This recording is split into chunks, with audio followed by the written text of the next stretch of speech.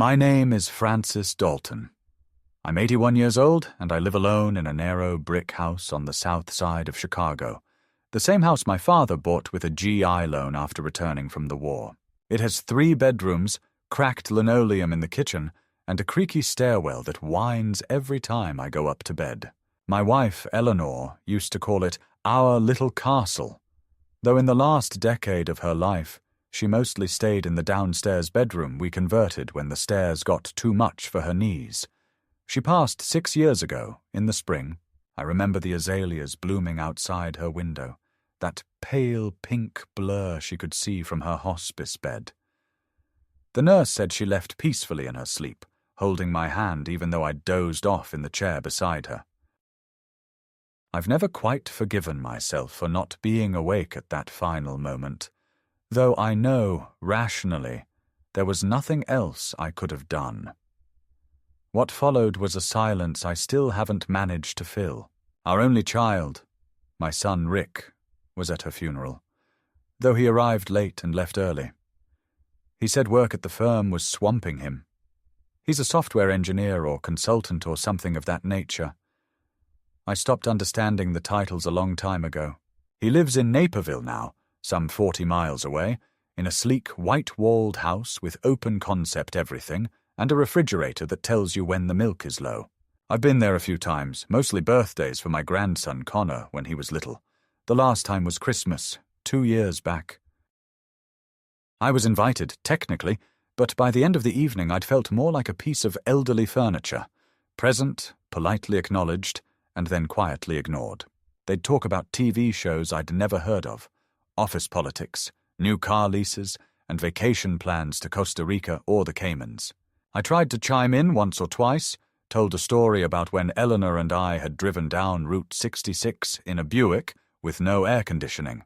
Rick smiled like someone indulging a nursing home resident, and then steered the conversation back to electric vehicles. Connor, now a sullen teenager, mostly stayed on his phone. Still, I held on. I kept calling, writing little notes, forwarding articles I thought Rick might find interesting, pieces about technology, aging, or economics. I don't know if he ever read them. He rarely responded, and when he did, it was with one-line texts. Thanks, Dad, or cool. But I kept trying because I was his father, and because I had already lost enough. The only real connection I maintained was with a handful of old friends, men from church, neighbors, army buddies, and 2 former colleagues from the city's permit office, where I worked for 37 years before retiring. Every evening, as a kind of ritual, I would flip open my battered old flip phone, scroll through the names, and call 1 or 2 of them. Sometimes we'd talk for 10 minutes, sometimes longer. It wasn't always a deep conversation, but it grounded me. Made me feel like I was still tethered to something. Someone. About a year ago, that began to change. First, it was George from the American Legion Hall, died in his sleep. His son told me when I called. Then Frank, from the neighborhood association, stopped answering. A few weeks later, his daughter texted me from his number. He'd had a stroke, couldn't talk anymore. That left Harold and Ed, my 2 remaining lifelines. Then Harold moved to Florida to live with his niece, and Ed's daughter put him in a memory care unit in Des Plaines. When I called the facility, they said he couldn't take phone calls anymore. And just like that, the list of people who knew me, really knew me, shrank to almost nothing. Rick noticed. One afternoon he came by, unannounced. He brought Connor, who sat on my couch the whole time, playing a game on his phone with the sound off. Rick said I needed a new phone, said it was unsafe for someone my age to be fumbling with a 10-year-old flip model. I protested, of course, said I liked my phone just fine, knew where everything was, had all my numbers stored, but he insisted, told me not to worry, that all the contacts would be transferred. I didn't argue much after that. Maybe part of me wanted to believe he was finally paying attention. He took the phone, said he'd back everything up and bring me a new one next week. A week turned into 2, then 3. I called him on the house line. He'd stopped answering. Finally, one Saturday morning, he arrived with a new device. It was flat, black, and gleamed like a mirror. A touchscreen model with icons and gestures I didn't understand. He spent 20 minutes showing me how to swipe, tap, and hold. Then he handed it to me and left. "Everything you need is there," he said, and was gone before I could ask about my contacts. That evening, when I sat down in my armchair, intending to call Ed out of habit even though I knew he wouldn't answer, I opened the Contacts app and found it empty. Blank. Not a single name or number. At first I assumed it was a mistake, a glitch. Maybe I'd hit the wrong icon. I tried again. Then again. Nothing. I felt a strange, rising panic. Not because I couldn't make a call, but because it felt like someone had taken an eraser to my life. These names were more than phone numbers. They were the last threads of memory, of identity, of witness. And now they were gone. I called Rick the next morning from the house phone. He answered on the third ring. When I told him about the contacts, he said, "You didn't really need most of them anymore, Dad. Half those guys are gone. It's just clutter. Now it's clean, simple. You'll get used to it." I sat in silence, trying to form a reply. "Besides," he added, "if you need anyone, you can always call me." But that was the point. He was the one person I couldn't call. Not really.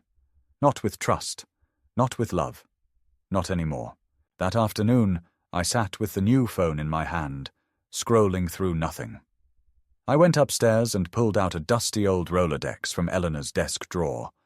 Most of the cards were yellowed, names smudged, some scratched out, but there, near the front, was one card with neat black ink, the numbers underlined twice. Raymond M. Pritchard, my oldest friend from the army. We hadn't spoken in over a decade. I didn't even know if he was still alive. But I had memorized that number long ago. It was a habit from before phones remembered things for us. With trembling fingers, I dialed. And to my astonishment, someone answered. The voice on the other end of the line was raspy, hesitant at first, like someone not used to answering unfamiliar numbers. I cleared my throat and said, "Ray?" "Ray Pritchard." There was a long pause.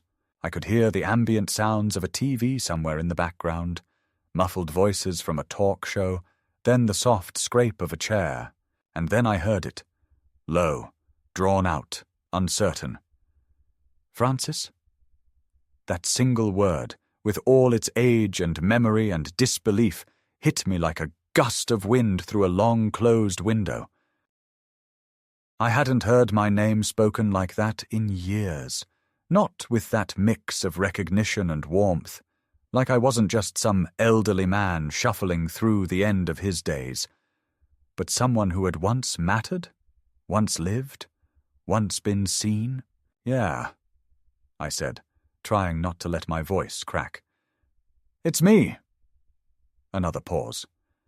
"Well, I'll be damned. I thought you'd—" He didn't finish the sentence, and I didn't need him to. I knew exactly how it would have ended. The last time we'd spoken had been maybe 15 years ago, right after Eleanor's first hip surgery. After that, life got in the way. Phone calls grew less frequent. Holiday cards went unanswered.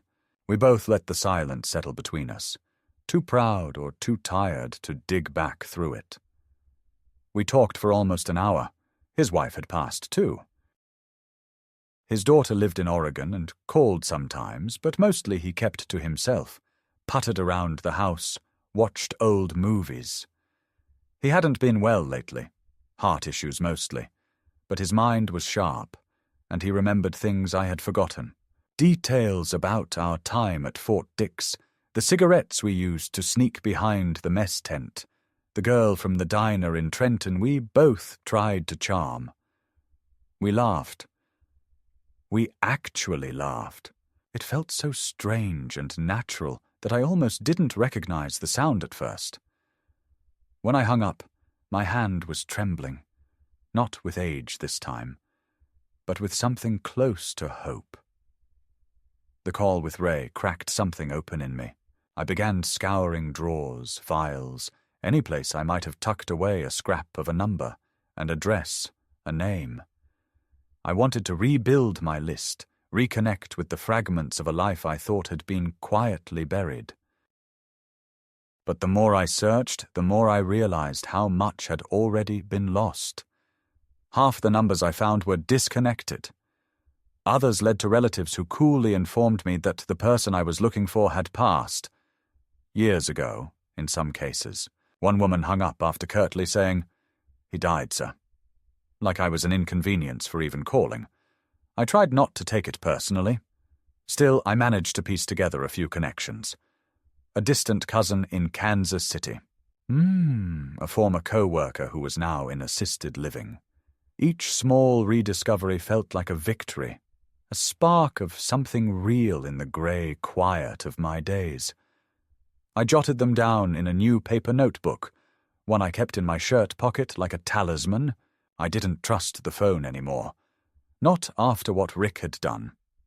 In the days that followed, the implications of that wiped contact list began to settle into something darker. I started to notice other changes. My digital calendar, once synced with reminders for doctor visits, pension deposits, utility bills, was empty.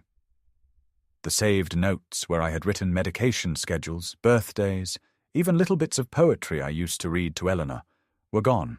All gone. At first I wondered if the phone had malfunctioned, or if in my ignorance of technology I had accidentally deleted things. But I wasn't stupid. I had spent years managing city contracts, navigating bureaucratic systems, budgeting and planning. I might be old, but I was not senile. Then came the day when I received a letter from my bank stating that someone had inquired about obtaining power of attorney for my accounts. It was unsigned, merely informational, sent as a courtesy. When I called the branch to inquire, the manager, a woman named Carla who had known me for over a decade, said, "It was your son, Mr. Dalton. Rick. He came in last Tuesday asking what documentation he would need if, hypothetically, you were unable to manage your affairs."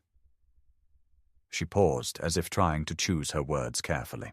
"We told him we'd need to see a medical diagnosis confirming cognitive decline or incapacity. He said he'd follow up. Is everything all right, sir?" I told her yes, thank you. Everything was fine, and I hung up. But everything was not fine. That night I barely slept.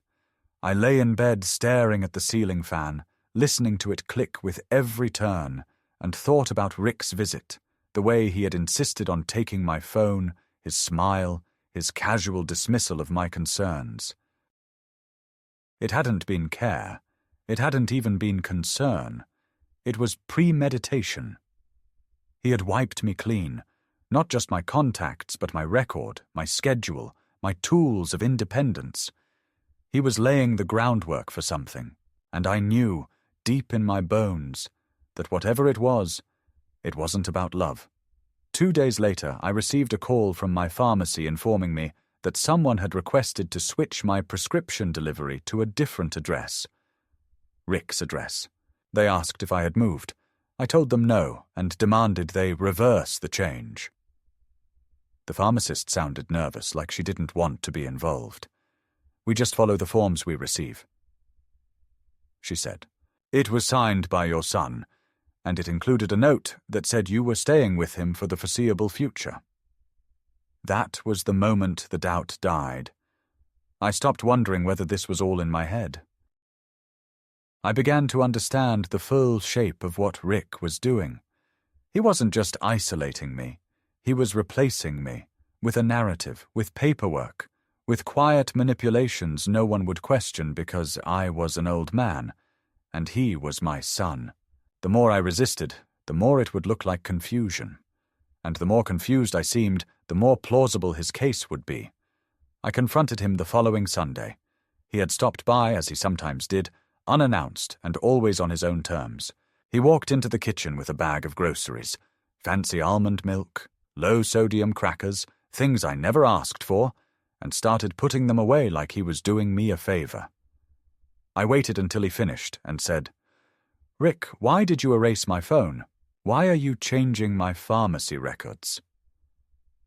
He turned, looked at me, and said with a smile that didn't reach his eyes, "Dad, you're being paranoid. No one's trying to hurt you. I'm just trying to help. You forget things. It's not safe for you to manage all this alone anymore." "I forget things. Like what?" I asked. He hesitated. "You forgot Connor's birthday last month. You called me 3 times in one day asking the same question about your insurance." "I forgot Connor's birthday," I repeated slowly, "because no one told me when the party was. And I asked about insurance because you never answered the first time." Rick raised his hands. Okay. Maybe it's a misunderstanding. But the point is, you're getting older. You need support. That's all I'm saying." Support. That word, it stung in a way he probably didn't intend. It sounded like pity laced with control. I saw the glint in his eye, not of cruelty but of resolve. He believed he was doing the right thing. Or at least he needed to believe it, so he could sleep at night. I was becoming a problem to be solved, not a father to be respected. That night, I called Ray again. I told him everything, about the phone, the bank, the pharmacy. He listened quietly. Then he said, "Francis, it's happening everywhere. My niece tried the same thing after my last hospital stay. Said she just wanted to make sure my finances were in order. Next thing I know, she's calling the mortgage company behind my back. You have to be careful. People see age, and they think it means weakness." I sat there in the dark, clutching the phone, and said, "I think my son is trying to erase me, Ray." And Ray said, "Then you better remember who you are before he finishes the job." Over the following weeks, something in the house began to change. Something subtle at first, like the quality of silence shifting, becoming heavier, more deliberate. I would walk into rooms and find lights that I was sure I had turned off now inexplicably on, faucets dripping when I was certain they had been closed tight, drawers slightly ajar that I hadn't opened in days. I started questioning myself, wondering if maybe Rick was right. Maybe I really was slipping in some small way. But then came the day I found a pile of unopened mail stuffed beneath the cushion of my armchair. Bank statements, utility bills, and a hospital invoice for lab work I hadn't done. All of them had my name. All of them redirected to Rick's address with notes in his handwriting. Forward to son. Handle through POA. My hands trembled as I picked them up one by one. He was slowly migrating my life out from under me, like someone quietly stealing the floorboards from a house while the occupant slept. That same week, my Medicare provider called to confirm changes made to my emergency contact and authorized representative. "Your son said you requested it," the operator told me. "We're just verifying your consent." My voice was calm, almost eerily so, when I told her I had made no such request and would be rescinding those changes immediately. I could hear her uncertainty, an undercurrent of doubt in her tone. "We'll need to see an ID and signature," she said carefully. "And if there's any conflict, we may need documentation from a physician to verify mental capacity." It was a phrase that had begun to haunt me. Mental capacity. As if my very ability to tell my own story, to define my own life, now required certification from a stranger with a clipboard. That night, I pulled out a small box from the closet. Eleanor's old keepsake tin where she used to keep our marriage license, insurance papers, and old postcards from vacations long past. I added to it every document I could think of. My birth certificate, driver's license, army discharge papers, pension letters, everything with my name and signature. I labeled it in bold marker, "Francis Dalton, in case of emergency. Do not trust anyone without this." It felt absurd and deeply necessary all at once. Rick's visits became more frequent, but they felt less like family calls and more like inspections. He started showing up unannounced, letting himself in with the key I'd given him 20 years ago during Eleanor's first surgery. At first, I'd been grateful for his help, for the groceries he brought, the quick repairs he'd do around the house, the occasional ride to the clinic. But now, every gesture felt loaded, conditional, like it came with fine print I hadn't signed. He began leaving sticky notes around the house. Remember your blood pressure meds. Don't forget trash day. Try to eat more greens. I didn't need reminders. I had my routines. But the notes weren't for reminders. They were exhibits. Proof that he was managing me, monitoring my state. The worst part was that he spoke to me more and more like I was a stranger. Always a half smile, a slightly elevated tone, like you use with someone who's hard of hearing or slow. He'd ask the same questions twice, then make a note on his phone when I repeated the same answer. Once, I saw the screen. He had a folder titled Dad, Cognitive Log. I didn't confront him. Not then. Instead, I waited until he left, then sat down at the kitchen table with Eleanor's old crossword puzzle book and solved 3 of them back to back, just to reassure myself that my mind was still mine. Then came the moment that made everything snap into focus. It was a Saturday afternoon in late March. The ground was still frozen, but the air had started to soften, spring coming in timid and late. I was outside raking the last of the winter debris from the backyard when a man approached me from the alley. He was in his 30s, dressed in casual business wear, holding a clipboard and an envelope. "Mr. Dalton?" he asked, polite but wary. "I'm James Carlyle from South Shore Social Services. Your son asked us to come by for an in-home evaluation." I stared at him, not comprehending. "Evaluation for what?" I asked, though deep down I already knew. He shifted his weight. "Just standard protocol when a family member raises concerns about independent living capacity.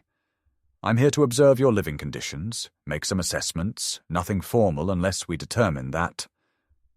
I didn't let him finish. I took the envelope from his hand and ripped it in half in front of him. "You can tell my son that if he has concerns, he can come speak to me directly like a man. I don't need to be observed like a specimen." The young man nodded slowly, clearly used to resistance, and then, to his credit, apologized. "I understand, sir. We'll note your refusal. Have a good day." He walked back down the alley and disappeared around the corner. Inside, I poured myself a glass of water and stared out the kitchen window. The maple tree Eleanor had planted in the yard years ago was starting to bud, small green nubs forming along the branches. I remembered how she used to tap the window and say, "Look, Frank, it's waking up again." That tree had come back every spring, as predictable as sunrise. But what was happening now, this slow erasure of my agency, this campaign of quiet displacement, this was not natural, not inevitable. It was manufactured, calculated, and unfolding in real time. I needed to act. The next day I drove to the courthouse and requested forms to revoke any standing medical or financial permissions given to Rick. The clerk was helpful, but skeptical. "You sure you want to do this?" he asked. "You'll need to list someone else as emergency contact." I nodded and wrote down Ray's name and number. "He's an old friend," I said. "A real one." I mailed the updated forms to my doctor, my pharmacy, and the Medicare office. Then I changed the locks on the house.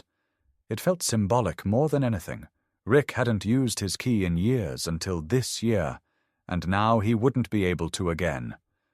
But the moment I turned that lock, I felt something I hadn't felt in months. Control. Fragile, fleeting, but mine. A few days later, Rick called. His voice was tight, brittle. "I stopped by and couldn't get in. You changed the locks?" I told him yes. "Without telling me?" he asked, voice rising. I paused. Why would I tell someone who's trying to build a case against me? There was silence. Then he said, "You're being irrational, Dad. You're going to end up hurting yourself, or worse, and when that happens, no one's going to be able to help you." I almost laughed. "You mean no one will be able to control me?" He didn't reply. Then he hung up. That evening, I wrote a long letter to Ray. I told him everything I hadn't said on the phone, the creeping dread, the visits, the social services guy, the bank calls, the feeling that my own son was treating me like an expired license. Ray called the next day. "Frank," he said, "you need to get ahead of this.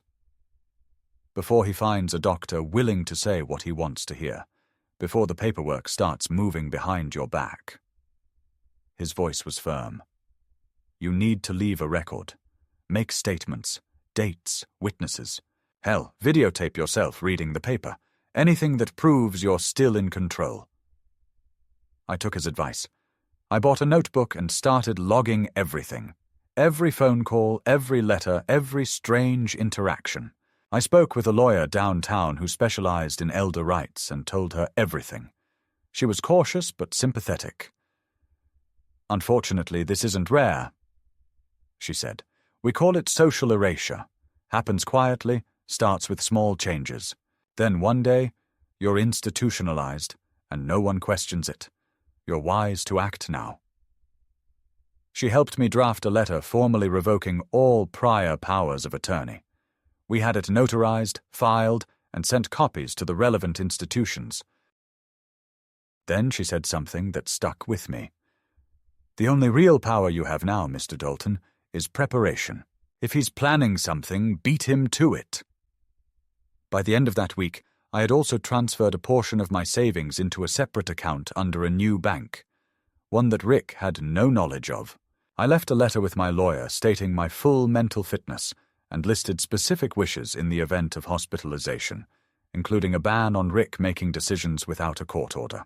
I also recorded a video, just as Ray had suggested, reading aloud from the day's newspaper, discussing current events, describing the route I took to the grocery store. It felt performative and absurd, but when I watched it back, I saw something in my own eyes I hadn't noticed in months. Resolve. The erasure was no longer silent. It was real, visible, and I was no longer waiting to be the last one to notice. I didn't expect to hear from Connor, not really. Our conversations had always been surface level at best, the kind of polite exchanges that happen at family gatherings when a teenager is forced to say hello to someone he barely knows. But then, one evening, as I was pouring myself a cup of tea and watching the rain flick against the kitchen window, my cell phone lit up with a number I didn't recognize. I almost didn't answer.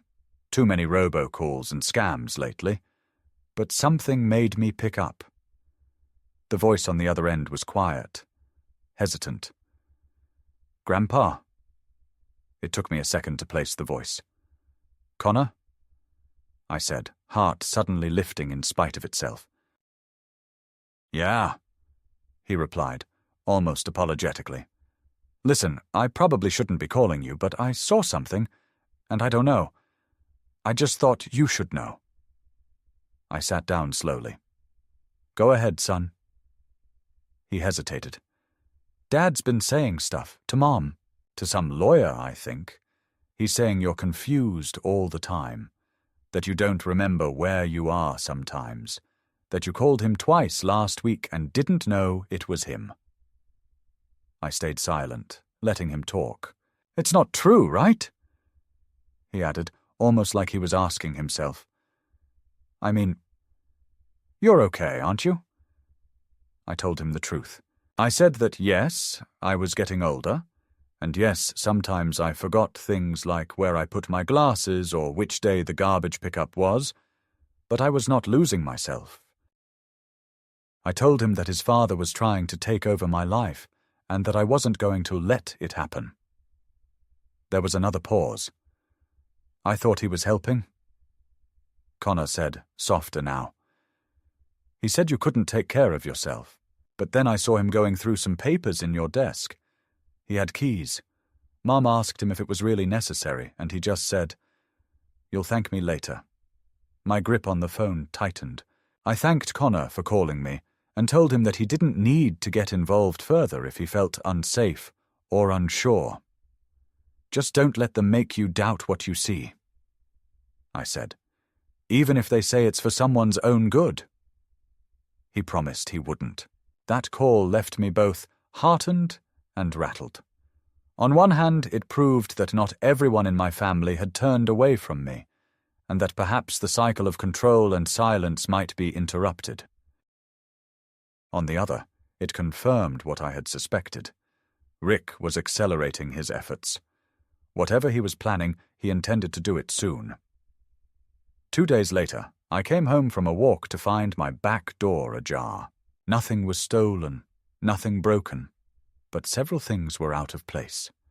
The drawer where I kept my insurance papers was half open, the folder with my property deed had been moved, and my spare key, the one taped behind the kitchen radiator, was missing. I called the locksmith that same night. When I asked if he could come immediately, he didn't even hesitate. "Happens more often than you think," he said as he changed the locks, his tone matter-of-fact but not unkind. "Kids or siblings think they know what's best, sneak in, take over. I did a whole security upgrade for a lady whose niece tried to sell her condo while she was in the hospital." That night, I barely slept. I lay awake, the new keys under my pillow, the hallway light on, every creak of the old house sounding like a threat. I had lived there for nearly 50 years and never felt unsafe. Until now. The next morning, a thick envelope arrived by certified mail.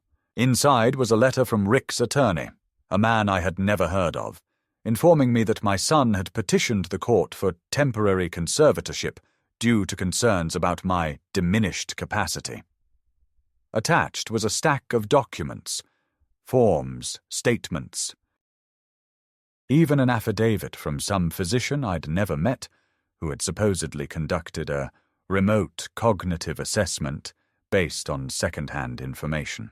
My chest tightened as I read the words, confused, agitated, mentally impaired.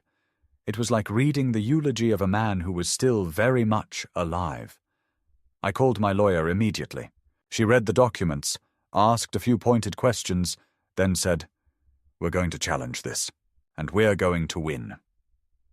But even with her confidence, I felt something inside me begin to shake, not just fear, but betrayal at a level that words couldn't quite reach.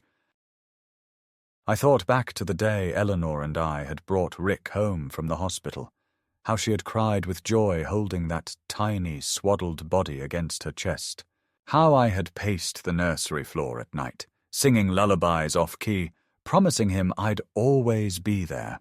I thought about helping him with his school projects, cheering at his baseball games, driving him to college in our old Chevy with the trunk full of second-hand luggage.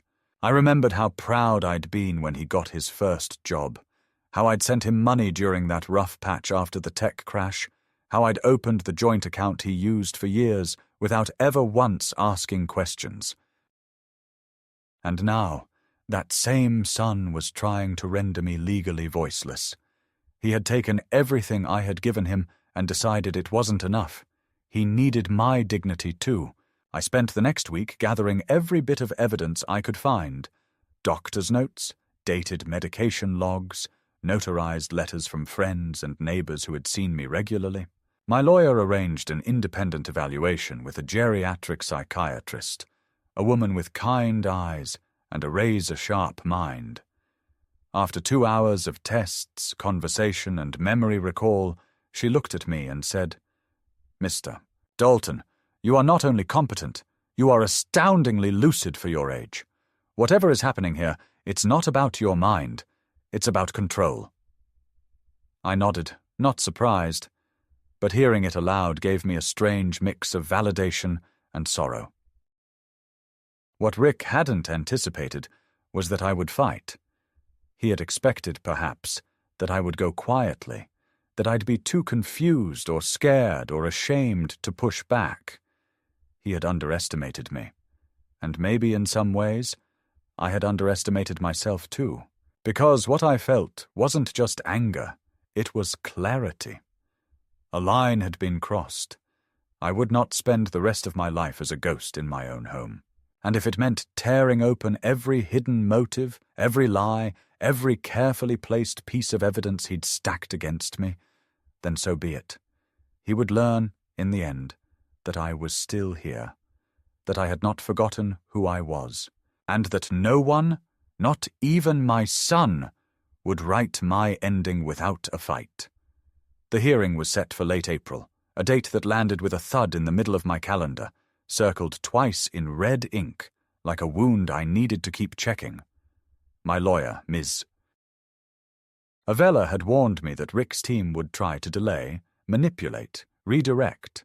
She called it the slow suffocation tactic, stretch the proceedings until the elder gives up or dies of stress. But I was not in the mood to die, and even less inclined to surrender. In the days leading up to the hearing, I doubled down. I kept logs of everything, every phone call, every transaction, every conversation overheard through thin walls. I began to suspect that Rick was watching the house. One evening, returning from the pharmacy, I noticed a dark-colored sedan parked 2 blocks down with a figure sitting in it, engine idling. It didn't move when I approached, but when I re-emerged 10 minutes later it was gone. Whether it was paranoia or surveillance, I couldn't say, but I started drawing the blinds earlier, and I left a note on the mailbox for the postman to hand-deliver any legal correspondence, no matter how minor. Then came the moment when Rick stopped pretending. A letter arrived not from his lawyer, but from him directly, in his own hand, written with a careful formality that tried, and failed, to conceal the seething beneath the surface. He opened with concern, words like, "only doing what's best," and "trying to protect you." But within 3 paragraphs, the tone shifted. He accused me of endangering myself by living alone, of hoarding documents that should be co-managed, of refusing the help any reasonable father would welcome. He mentioned my age 6 times in a single page. He referred to my recent withdrawals from the bank as erratic behavior, and my calls to Connor as emotional manipulation. But the worst line was this: "At this point, I am forced to act on behalf of the greater good, even if it puts strain on our relationship. You may not see it now, but one day you'll thank me." I read that line 3 times and felt my heart ache in a way it hadn't since Eleanor's final morning. Thank him. For what? For taking away my freedom? For rewriting the story of my decline before it had even begun? That same day, I received a voicemail from a caseworker at a facility I had never heard of, informing me that they were in the process of evaluating an intake application in my name. She was polite, professional, and deeply mistaken. I called her back immediately. "That's impossible," I said. "I've submitted no such application." She apologized, said the paperwork came from a relative, my son, and included some preliminary documentation, including a falsified letter from a doctor. I demanded copies of everything. What I received 3 days later was a collection of pure fiction, a claim that I had wandered outside late at night in my pajamas, that I had forgotten my own address twice, that I had confused the names of my medications and had been seen talking to the television. These were not misinterpretations. They were deliberate, fabricated attempts to paint me as unfit. I sat at my desk reading these lies and felt something shift inside me. I wasn't afraid anymore. I was furious. I called Connor. I asked if he remembered seeing me disoriented, forgetful, confused. He said no, of course not. I told him about the paperwork, the claim that I was losing touch with reality. He was silent for a long time, then whispered, "He told Mum you left the stove on and almost started a fire, but when I checked, there wasn't even a burner warm." I thanked him. I didn't ask him to take sides. I just asked him to remember what he saw. He said he would. I hoped that would be enough. The weekend before the hearing, Rick showed up at my door uninvited. He rang the bell 3 times in quick succession, a rhythm he used to use as a boy when coming home from school. I opened the door but didn't invite him in. He stood on the porch, hands in his pockets, dressed in a dark blue suit like he was heading to a funeral. He looked thinner than I remembered, more brittle. "Can we talk?" he asked. I stepped outside and shut the door behind me. "We're already talking," I replied. He sighed.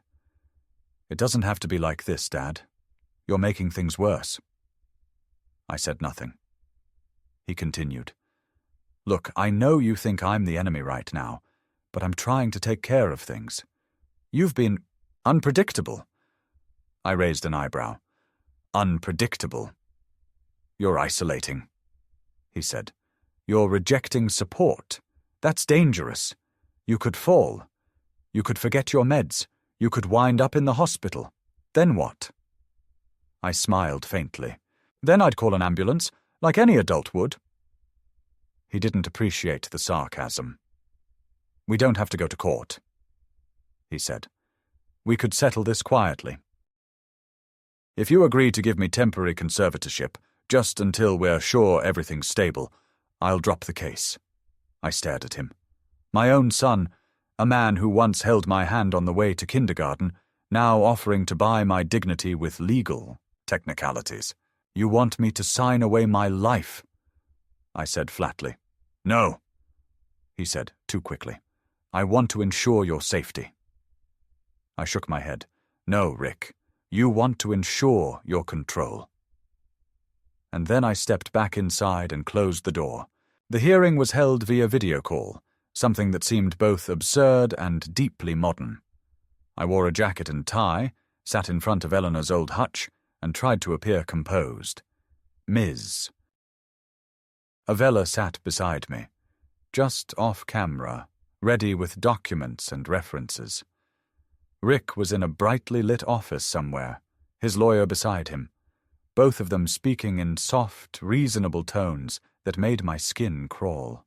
The judge was polite, but tired-looking, clearly someone used to wading through the murk of family disputes.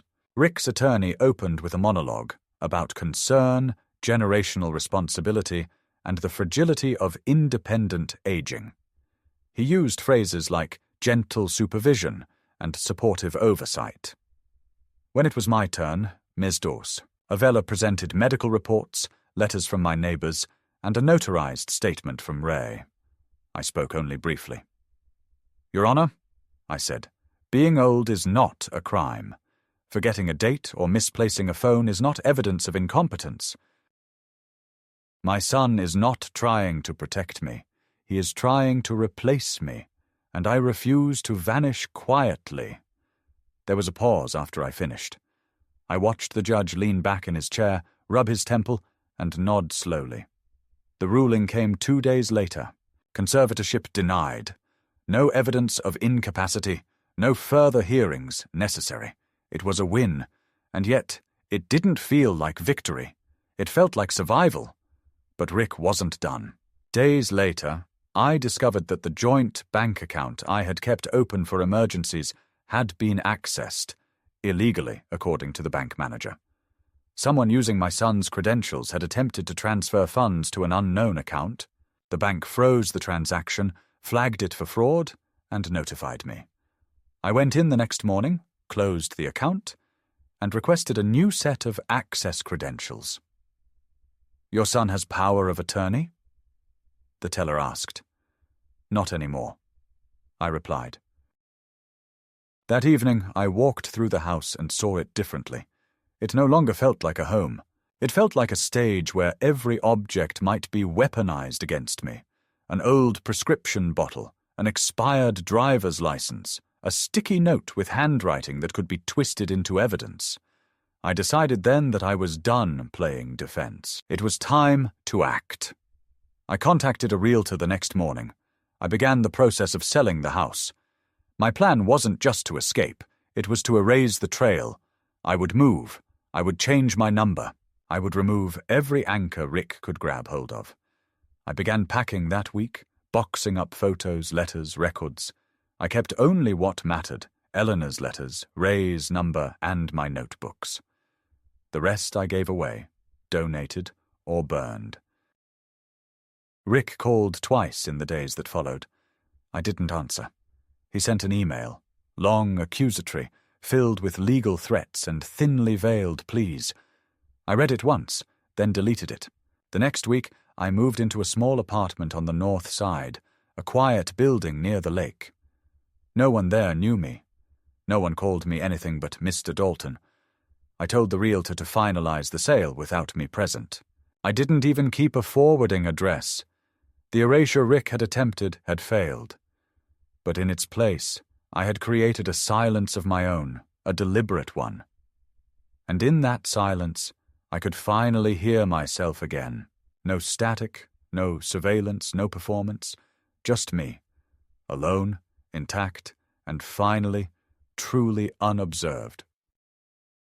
It was on a Wednesday morning in early May that the final confrontation came, unannounced and uninvited, just like everything else Rick had done over the past year.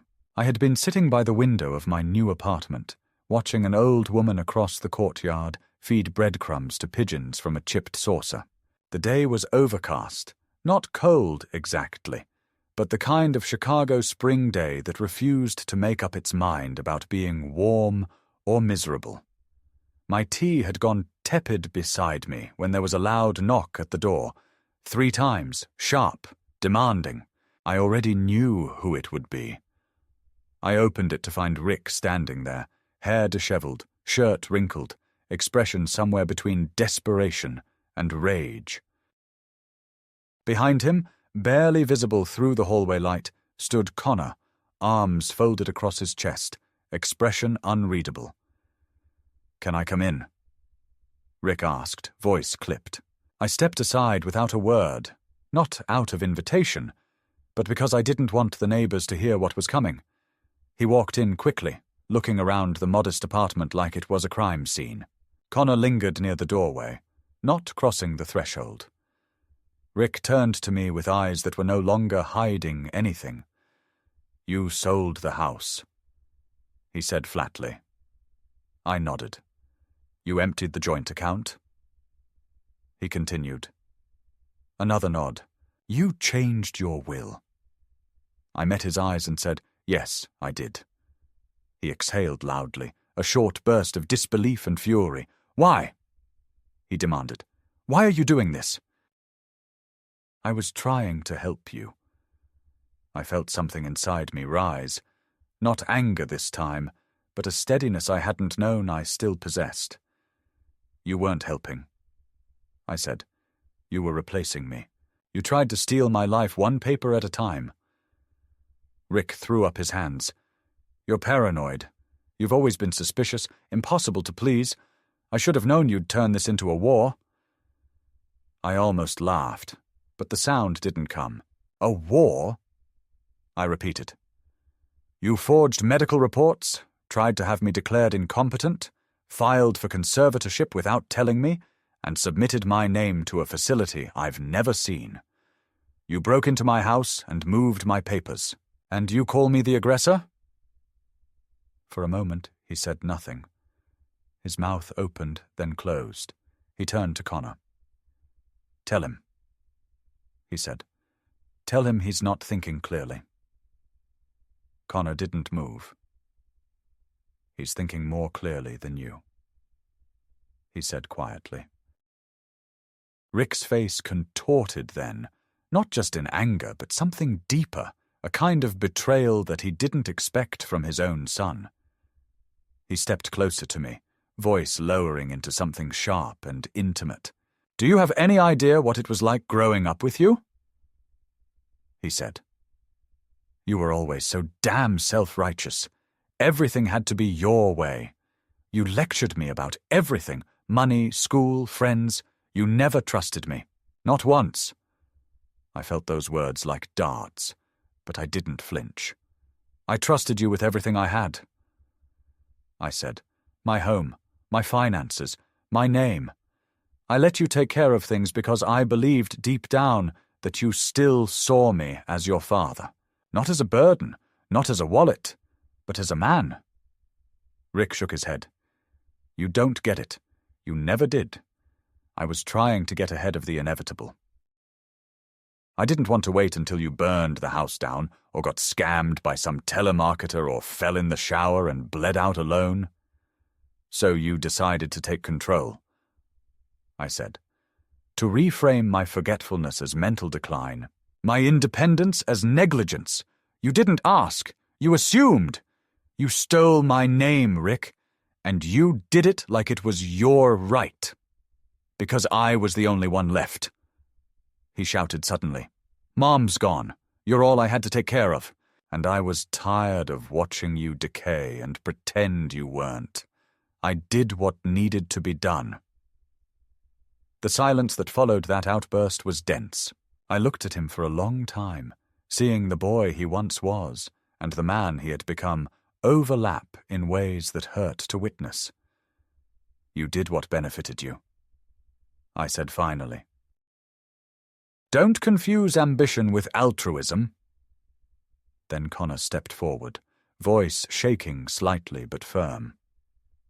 "Dad," he said, "you lied to me. You said Grandpa was getting worse, that he was forgetting things, that he was depressed. But I've seen his notebooks. I've heard him talk.